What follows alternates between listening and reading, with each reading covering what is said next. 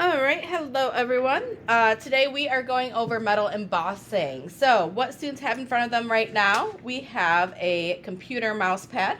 We also have a 38 gauge piece of sheet metal. One side brass, one side silver. Students also have a printed fish image and an embossing wood tool, one with a point and then just kind of flat on the other end. So what we just talked about were the techniques of metal embossing and how we can use materials to create a little deeper meaning. So students for this project, eventually they are going to be having a little bit more meaning with strength and vulnerability. So they're going to be choosing a subject matter of symbol that represents something of strength and something of vulnerability. So we'll talk more about that criteria in just a few minutes. But before we do that, we're going to have a taster of this embossing technique of chasing and repose. And then at the very end, I'll show you about patinas. Okay? So right away, students have this piece of metal. Now, be aware that it's a little sharp on the edges and on the corners. So sometimes if it has some bumps with it, I don't just use my finger to smooth it out. I actually use the straight edge of this tool, and I like to flatten it out if I can. Try my best not to crease it. But if it has a lot of wrinkles in it, you can just kind of smooth it out like this. And if there are still wrinkles in it, it's not the end of the world because we're going to wrinkle it even more. Now the printed image, you guys have an option when you do your final project. So I like to do my own drawing on a piece of paper, and then you guys will be able to do a bigger piece than what our exercise is in a minute. But you can then use this, and like we do with this exercise, you can lay your paper over top of your foil, and then you can trace the outer edge, and then you can do the chasing and repose techniques from there. So we're going to do that with this technique too. So I'm going to have the brass piece of, or the brass side of our sheet metal facing upwards. I'm going to put our printed or drawn image on top of it.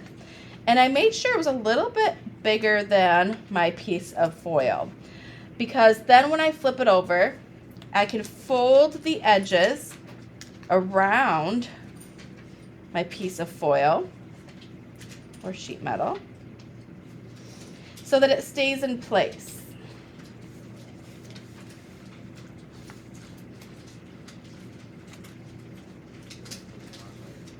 And I did just like 3 sides, 2 or 3 sides, and keep it from shuffling around. Yeah, I'm gonna scooch it up a little because that fish is a little off center.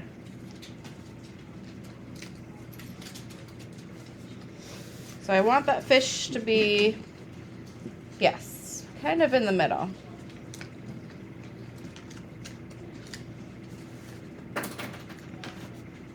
Now his fin is not too far down.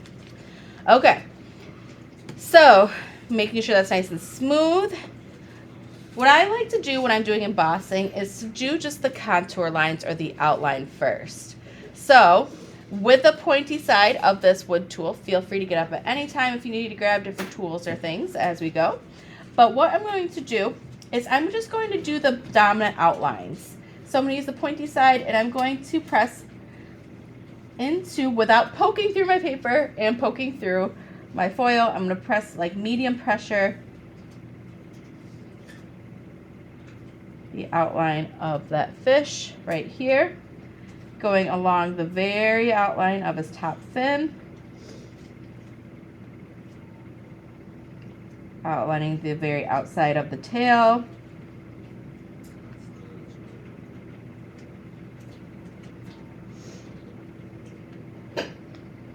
you can press a little harder if it's not indenting well.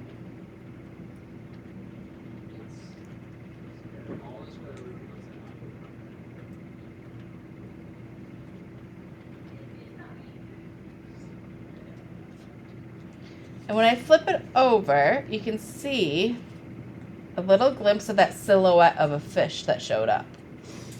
Okay, so I'm getting that large shape placement of my subject on that piece of foil, okay?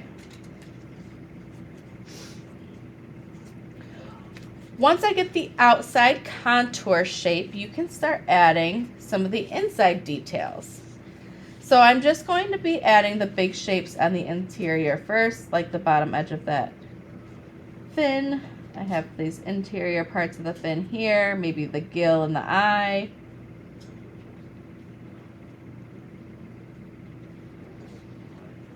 And you can see just those little details established there.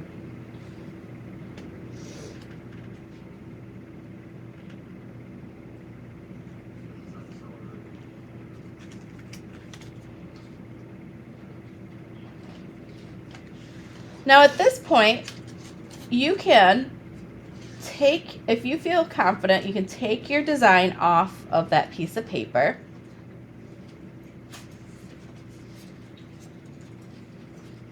And this technique that we just did from front to back is called what? From the front going backwards. What technique did we just do? Chasing. Very good. Thank you. So the chasing, you can see how it imprinted inwards to the brass side, and then but it's raised on the silver side.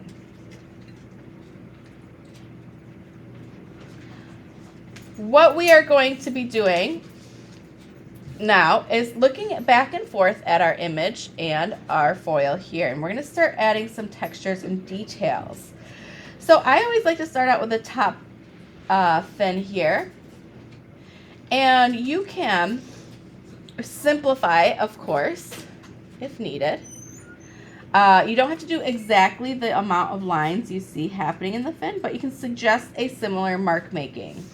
So I'm going to go ahead and I'm going to do chasing again, and I'm going to do it just right here.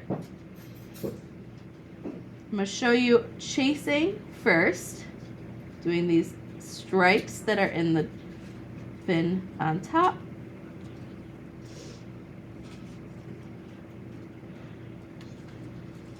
Nice texture there.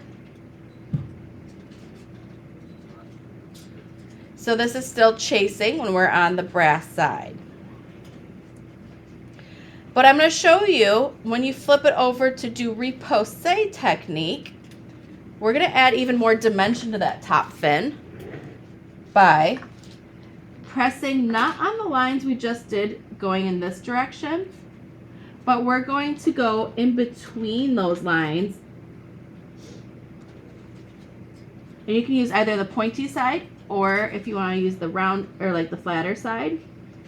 And you're going to go in between those lines from the silver side now.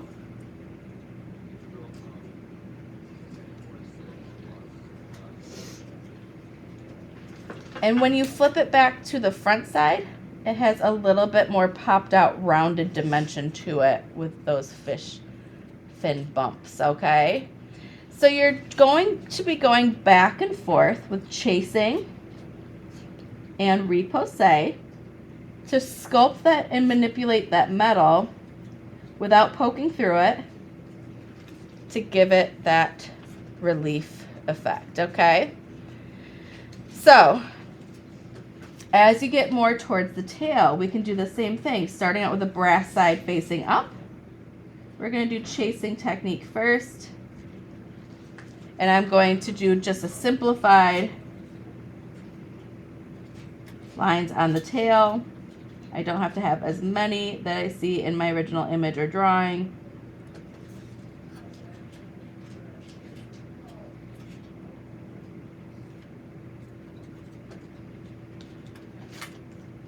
And it's going in one direction, so it's kind of flat, but I want it to pop forward, so I'm going to do repose now. And I like to flip it to the flat side and go in between the lines I just did with chasing and kind of sculpt it.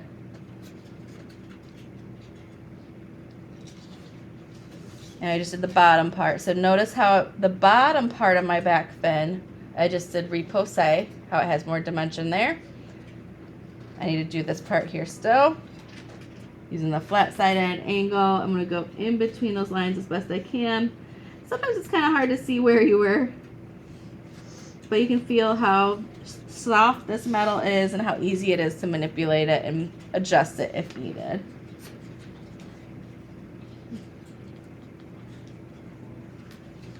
But you can go back and forth from chasing to repose as many times as you want until you have the look that you're hoping for.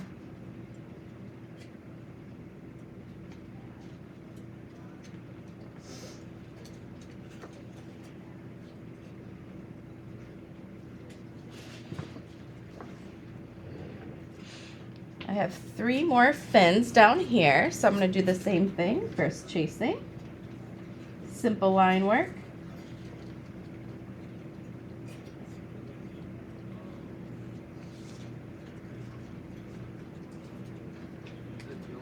And then flipping it to the silver side so I can do repose from the backwards going forwards.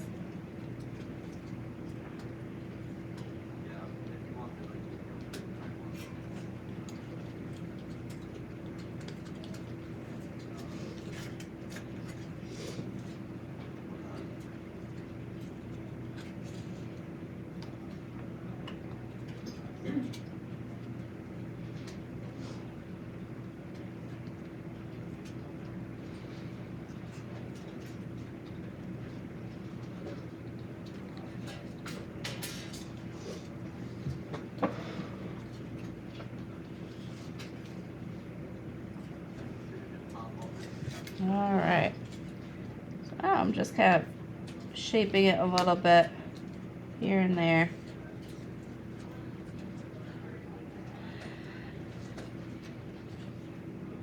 Trying not to poke through it. If you do poke through it, it's not the end of the world. This is why we are testing it out first. And yeah, so this is kind of a fun technique. You can decide, what do you want raised? What do you want pressed inwards? You go back and forth between chasing and repose. And for the scales, maybe I'll do something simple and I'll just do a little bit of mark making, or I could even hammer it, or maybe I just use this flat side and I dimple it in. Rolling, rolling, rolling, chasing technique first.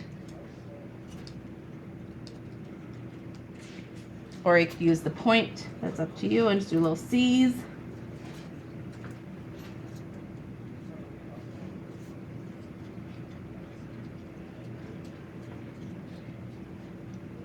Just gonna have to think about what kind of mark making you want.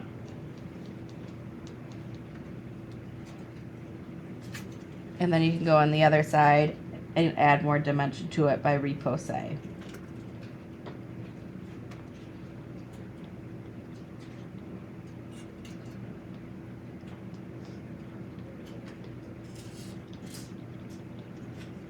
it's a kind of quick technique. It's really fun. You guys, again, are going to be doing this at a little larger scale than our fish piece for your project.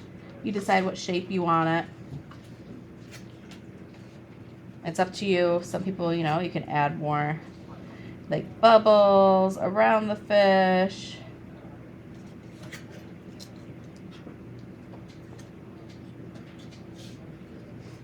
You can pop forward.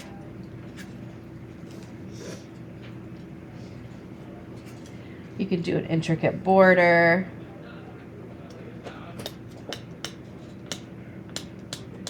Just for ornate details. Which is kind of fun.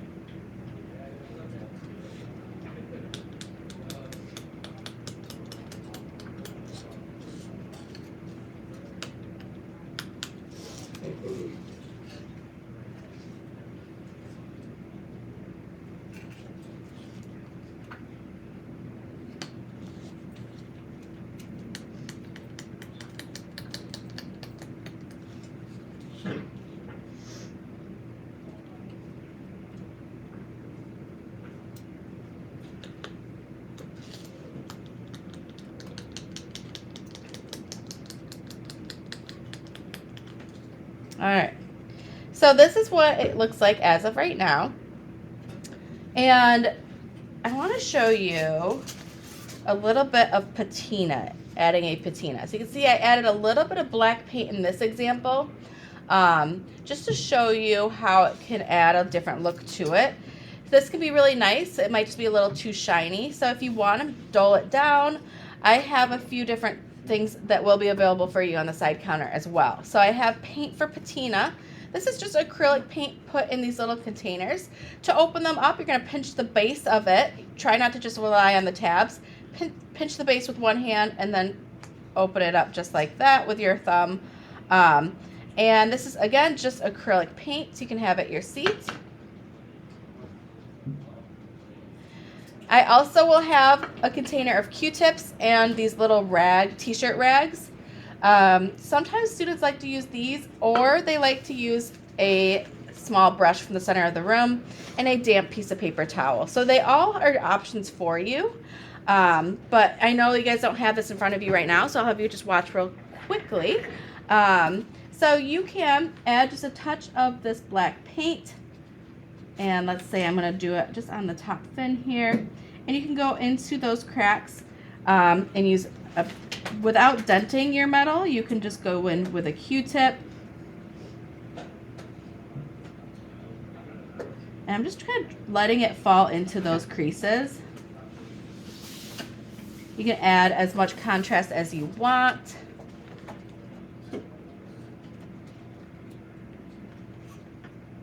Some people like to just use the t-shirt rag or paper towel, and they like to just kind of rub it into it. Again, not pressing down to remove all your hard work that you did with your tool, but just enough to get this kind of darker, almost like patina or antique finish to it. You can do this with a color. You can do this. I like to just do it with black. I don't know. Pretty simple. But you can always add, you know, like a teal or a blue. Just let me know and I can find those colors for you if that goes with your content or subject matter. But you can see how that can add a like kind of different look to it.